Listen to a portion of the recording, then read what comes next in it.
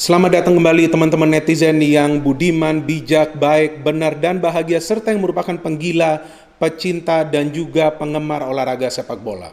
Di video kedua kali ini saya ingin membahas tentang performa AC Milan dalam dua pertandingan terakhir mereka, di mana mereka bisa menang lawan Celtic di pertandingan Europa League dengan skor 4-2 setelah tertinggal dengan 0-2. Ya, untuk sementara kan pada saat itu tertinggal 0-2.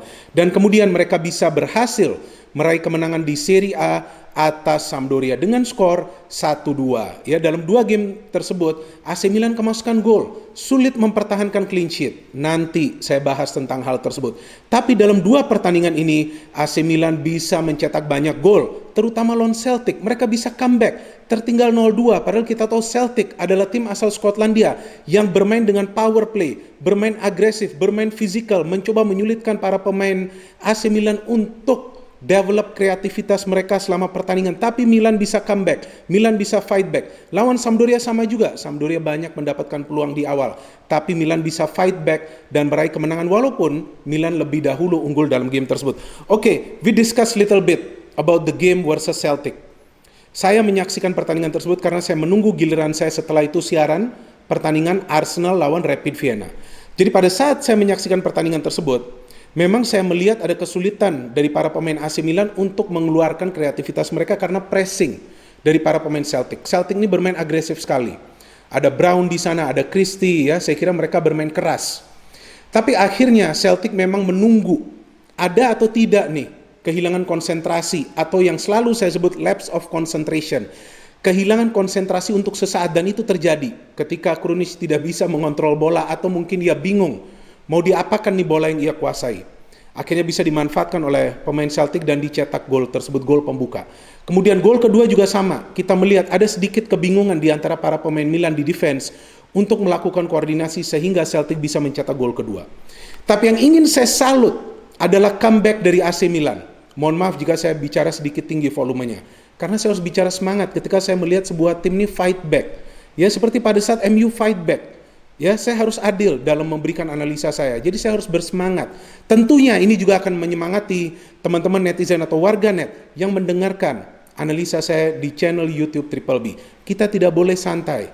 Ya, kita harus serius tapi sedikit santai. Oke, anyway, Milan can fight back.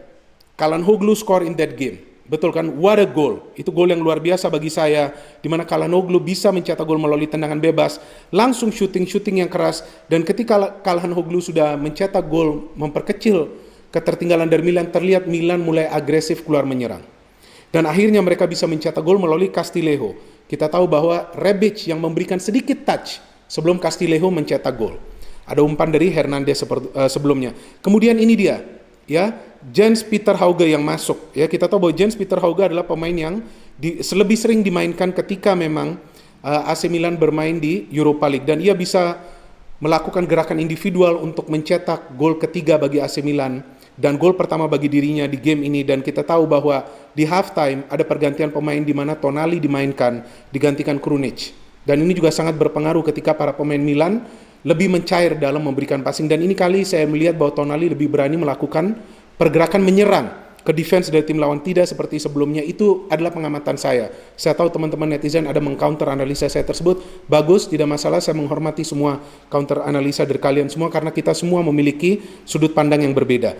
Oke, and then Hauge is man of the match versus Celtic. Oke, akhirnya ia bisa memberikan satu lagi umpan yang begitu baik kepada Brahim Diaz yang bisa mencetak gol keempat bagi AC Milan, dan AC Milan menyelesaikan pertandingan tersebut dengan kemenangan dan memastikan diri untuk lolos ke fase selanjutnya dari Europa League. Tentu mereka mengharap, ya, AC Milan tentunya manajemennya juga berharap bahwa AC Milan bisa melanjuti tren kemenangan ini di Serie A. Itu sangat penting agar mereka tetap berada di puncak dengan selisih poin yang saat ini 5 atau mungkin lebih, tapi ternyata kan tetap 5. Ya, karena Internazionale Milan juga menang. Tapi tidak masalah, selisih poin 5 ini sudah cukup bagus bagi AC Milan yang di awal musim mungkin diragukan, ya, paling enggak Milan ini hanya berjuang untuk top 4. Tapi ternyata Milan saat ini berada di posisi nomor 1, unggul 5 poin dari posisi nomor 2 sementara, ya, yakni Internazionale Milan. Oke, sekarang pertandingan lawan Sampdoria. Ini pertandingan yang perlu dimenangkan oleh AC Milan. Bukan hanya tadi seperti yang saya jelaskan bahwa mereka perlu mempertahankan posisi puncak dan selisih poin, tapi juga untuk confidence para pemain. Karena kali ini lagi-lagi mereka akan bermain tanpa Ibrahimovic, tanpa Kjaer, ya kan, Simon Kjaer, ya. Kita tahu Simon Kjaer kali ini tidak bisa bermain dan ini adalah pertama kali Kjaer tidak membela AC Milan di pertandingan Serie A. Biasanya ia selalu bermain seperti robot tuh ya pemain. Dan ia memang memberikan covering yang baik bagi Romagnoli yang selalu saya katakan bahwa sering kehilangan keseimbangan pada saat berhadapan 1-1 dengan para pemain dari tim oposisi. Tapi di game ini lumayan bagus lah Romagnoli ya. Kita juga perlu berikan kredit kepada pemain AC Milan ini yang merupakan kapten tim. Oke, Sampdoria kita tahu nothing special from this team ya, except the coach Ranieri, tidak bisa dianggap remeh. Ya, dan kita lihat bahwa memang Sampdoria musim ini tidak memiliki form yang baik, di mana mereka memang sementara ini masih berada di peringkat papan tengah. Secara line up ya, tanpa Kjaer main, tentu Gabbia yang otomatis akan masuk. Ia juga masuk jika Romagnoli tidak bermain. Romagnoli, Hernandez, Calabria, Kessie, Tonali. Good, Tonali lagi dikasih chance untuk start. Calhanoglu, Diaz diberikan kesempatan nih main dari awal, bagus juga. Salamakers dan Rebic. Oke, no Ibrahimovic again. Jadi artinya usia rataan dari starting 11 Milan ini yang saya hitung dan akhirnya saya samakan dengan statistik yang resmi, yakni 23,4 tahun. Luar biasa loh, ini tim yang muda loh, artinya berisikan begitu banyak pemain muda. Dan yang selalu saya katakan bahwa Milan membangun fondasi untuk membangun kekuatan di masa depan. Artinya ini tim masa depan yang mereka siapkan, very good. And then from Sampdoria, saya tidak begitu familiar dengan pemain-pemainnya kecuali Candreva, ada juga Tonelli, ya, dan saya tahu penjaga gawangnya ini lumayan nih, Audero. Ya, ini penjaga gawang yang memang diandalkan sudah cukup lama oleh Sampdoria. Dan di depan Gabbiadini, oke, Quagliarella, ini adalah pemain veteran juga yang diandalkan oleh Sampdoria musim ini. Kita tahu ini pemain yang tidak bisa diremehkan oleh pemain-pemain dari tim lawan karena ia adalah pemain yang berpengalaman. Secara permainan memang Sampdoria lebih awal memiliki peluang dari Tonelli, ya, di mana mereka hampir mencetak gol pada saat Sampdoria mendapatkan corner saya kira. Nah, ini salah satu kelemahan Milan yang saya perhatikan di game lawan Celtic dan juga di game lawan Sampdoria. Kenapa? Pada saat ada crossing dan crossing itu lebih banyak berada tinggi ya, mendekati para pemain Milan, selalu saja mereka kalah duel atau mereka terlambat melakukan lompatan.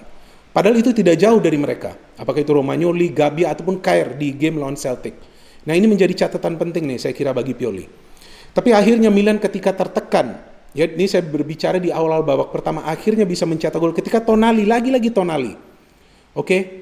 Ia majunya ini sekarang sudah cukup aktif, ya, memberikan umpan yang terkena handsball dari salah satu pemain Sampdoria dan akhirnya Kessie bisa mengkonversikan penalti tersebut menjadi gol. Ya, artinya setelah Ibra berkali-kali miss penalti, sekarang saya kira di mana Ibra juga sudah menyatakan bahwa next penalti ia tidak akan ambil, ya berarti akan Kessie yang ambil penalti walaupun juga sebelumnya ia pernah miss.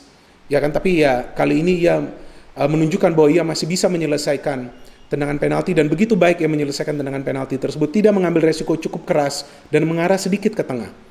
Tentu Sampdoria tidak ingin kalah, tapi saya melihat permainan Milan ini cerdas banget.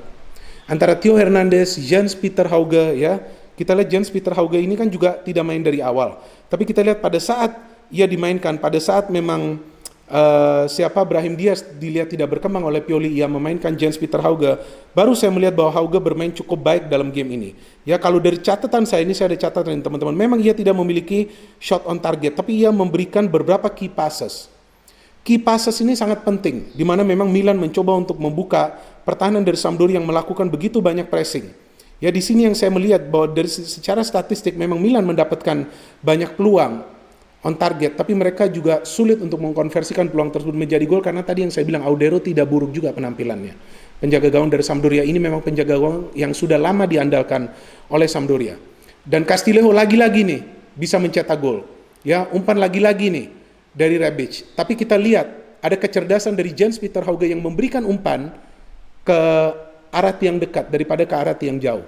Di mana Rebic melakukan pergerakan tidak termonitor crossing, ya, low shot crossing atau low crossing kepada Castillejo. What a great finish. Sebelumnya juga atau setelah itu saya kira, ya, saya tidak ingat bahwa ada juga peluang dari Tonali yang kena tiang, ya kan, dimana kita lihat bahwa passing tersebut diberikan oleh Jens-Peter Hauge. Jadi Hauge ini sudah menjadi pemain yang sebetulnya sudah menyatu dengan permainan Milan atau konsep yang diinginkan oleh Pioli. Artinya ia pemain yang melakukan pergerakan aktif dengan mengandalkan skill dan visi. Jadi ini tidak hanya skill untuk memberikan umpan, ini beda loh dengan Hakan. Ya, dengan Calhanoglu. Calhanoglu ini lebih banyak memberikan passing, tapi Jens Peter Hauge pergerakan dan passing. Nah, ini beda, artinya ini pemain yang visioner. Masih muda lagi. Jadi Milan memiliki skuad yang merata. Jika ada pemain yang tidak perform, ada pemain lain yang bisa dimainkan dari bangku cadangan yang bisa perform seperti yang ditunjukkan Jens Peter Hauge di game ini. Ketika Brahim Diaz tidak berkembang, Hauge masuk dan ia memberikan kontribusi yang bagus. Dengan kemenangan atas Sampdoria ini berarti Milan secara berturut-turut ya dalam 30 pertandingan terakhir Serie A selalu mencetak gol. Dan tadi juga sudah saya berikan informasi bahwa Milan memiliki usia rataan 23,4 tahun di starting lineup mereka. Ini skuad yang masih sangat muda. Tapi dengan skuad yang muda kita lihat mereka bisa mampu ya kan mengcounter permainan dari tim yang mulai keras. Permainan dari Celtic juga keras. Sebelumnya permainan keras lawan Verona mereka sulit untuk imbangi. Lawan Lille juga begitu sulit. Tapi sekarang mereka sudah imbangi Celtic. Mereka sudah imbangi Sampdoria juga. Ya, kenapa saya katakan bahwa Sampdoria ini bermain cukup keras dalam game ini? Karena kita lihat mereka mendapatkan 2 kartu kuning dan mereka melakukan belasan foul juga secara total. Apakah itu yang berbahaya atau tidak berbahaya? Ya, Milan juga banyak melakukan pelanggaran karena mereka perlu counter agresif. Jadi tidak diam saja dan dimakan oleh tim lawan dengan kekuatan agresivitas mereka. Yes, Sampdoria can score a goal, betul. Ya, dan itu lagi-lagi, ya kan kita lihat bahwa mereka bisa skor gol Ekdal melalui set piece. Nah, ini yang berbahaya saya kira. Bahwa dari duel-duel ini tampak para pemain Milan sering kalah. Ini yang menjadi catatan dan selalu saya jelaskan bahwa pertahanan Milan belum rapi. Ya, ini yang saya kira masih butuh waktu dari Pioli untuk membenahi dan kita tidak berbicara soal pemain. Memang teman-teman sering mengatakan Romagnoli lah tidak bagus, sering panik, ya kan? Tapi teman-teman perhatikan bahwa covering dari tengah juga minim. Apalagi sekarang ditambah Tonali lebih aktif maju bergerak ke depan. Ya, itu adalah sebuah resiko yang memang diambil oleh Pioli. Karena memang Pioli seperti yang saya tegaskan beberapa kali di video Milan, strateginya attack. Menyerang. Hancurkan tim lawan secepat mungkin. Ya kan? Tapi saya bukan fans Milan ya. Jangan teman-teman langsung memberikan penilaian kalian nih Bung Binder fans Milan. Enggak, kakak saya yang fans Milan. Saya bukan fans dari tim manapun di Serie A. Ya, tapi saya tegaskan bahwa Milan memiliki mental juara untuk saat ini. Ya kan? Karena tanpa Ibrahimovic, tanpa Kjaer, 2 pemain senior yang lebih sering dimainkan ketika mereka fit dan memang berpengaruh. Ya, dalam serangan Milan Ibra, dalam defense Kjaer, Milan bisa meraih kemenangan yang penting lawan Sampdoria dan tetap berada untuk sementara di puncak klasemen Serie A. Ya, jadi jika secara play Milan ini terlihat sudah mulai rapi, pemain-pemain dari bangku cadangan juga yang masuk bisa perform. Sekarang kita lihat mental juga sudah mulai membaik. Ya, yang saya berharap bahwa mental yang sudah mulai membaik ini juga tidak membuat para pemain Milan overconfident sekaligus kepada para pendukung AC Milan agar juga tidak jumawa untuk saat ini. Karena teman-teman perlu perhatikan bahwa ini baru awal, baru start kestabilan dari Milan. Dan yang perlu dijaga lagi-lagi adalah kebugaran dari para pemain AC Milan. Oke, saya akhiri saja video saya di sini dan seperti yang saya selalu jelaskan, saya tidak selalu berbicara yang baik-baik. Tadi saya sudah bicara bahwa Milan masih memiliki kelemahan di defense karena memang tidak ada covering dari double pivot yang diplot oleh Tonali di setiap permainan Milan. Ya, tapi itu adalah urusan Pioli ya.